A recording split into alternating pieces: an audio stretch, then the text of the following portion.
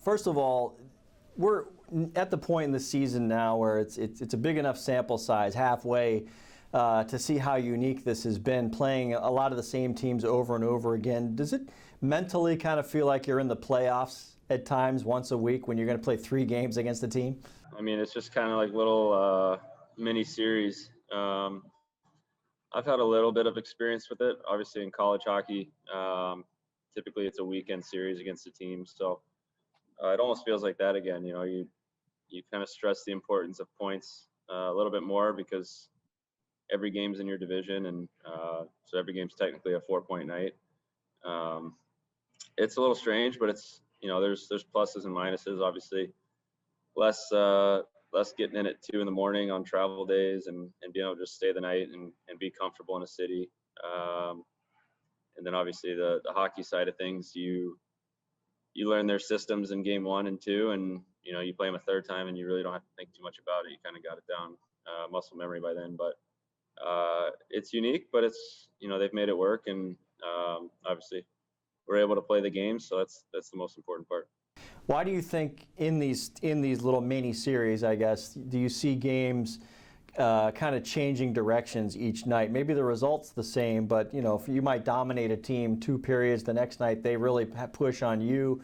Is that just teams adjusting and imposing their own will, or do these things evolve as the season goes on? One of those, I think it gives you a better look kind of inside the athlete. You know, I think a lot of people don't understand that there's nights where you just don't feel good. You know, your legs aren't there, whatever it is, you're just tired that day, and it seems like teams kind of ebb and flow together. You know, the guys kind of feel down on the same nights, it seems like sometimes, and you know, and those are the nights you really got to battle and claw for points, the nights where you're not really feeling it. And you know, I think that comes out a little bit more in series, where you could tell when a team's got their legs pretty much immediately in the first period.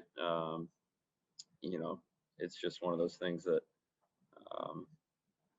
it's just kind of behind the scenes, right? So nobody really talks about that, but obviously it plays a big part, and the best teams in the league find ways to win on nights where they're not feeling their best. And but I think as far as the ups and downs of a series, I think that contributes a lot to it. Obviously systems come into play where you know, obviously if the coaching staff's doing a better job picking up on tendencies, that's obviously going to help you as well throughout the series. But you know, I think the physical aspect of it's a big one.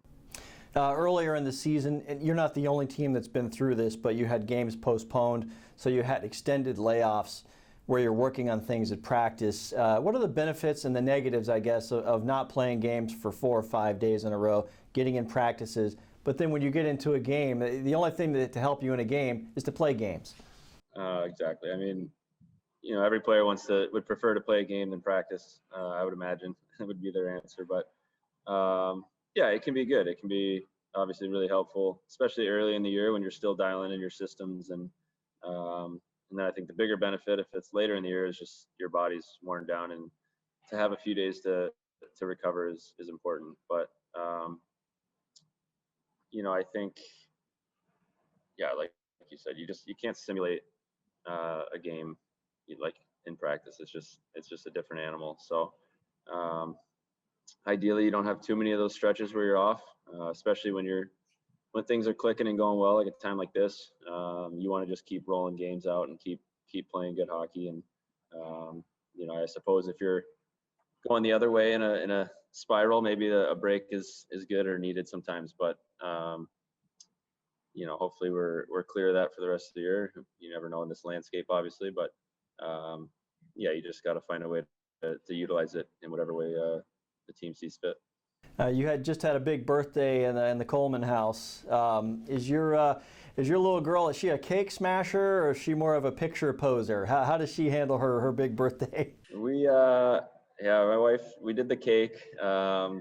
She was a lot more delicate with it than I thought she would be. She's strong, man, but she's got her mom's daintiness too, I guess. But yeah, it was fun. Obviously, we try to do everything we can for her. Obviously, not really going anywhere these days, so we try to make it fun around the house and give her new things to do. But it's crazy that she's already a year old. Obviously, that's right around the time I was traded, so it kind of it marks that memory for me in my mind, that that's kind of when our start in Tampa was. And yeah, time's flying by, but we're certainly enjoying our time.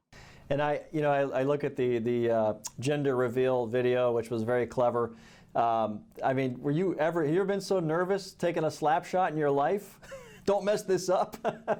Yeah, you know what, we did it for Charlie's gender reveal, and I was just completely certain it was a boy. So that one threw me off big time. All the wives' tales that Jordan had told me, but this time I was a little more prepared. I didn't go into it with any expectations one way or the other, and it's just fun. Obviously, it's an excuse to get the family together and hang out, and they enjoy it. And I think, you know, if we're gonna go for a boy on the next one, I might have to mix up my method of gender reveal. Last question, Blake. When the pandemic hit and everything shut down, and then you thought, okay, are we going to play hockey again? How's this going to work? At the very least, you got to be home, where you were, got to experience, the new baby. You were probably needed in the house during those days. Was it a blessing in a way to the way the sports world allowed you to be home when you were needed the most? Yeah, I think my wife would definitely say so. Yeah, it was,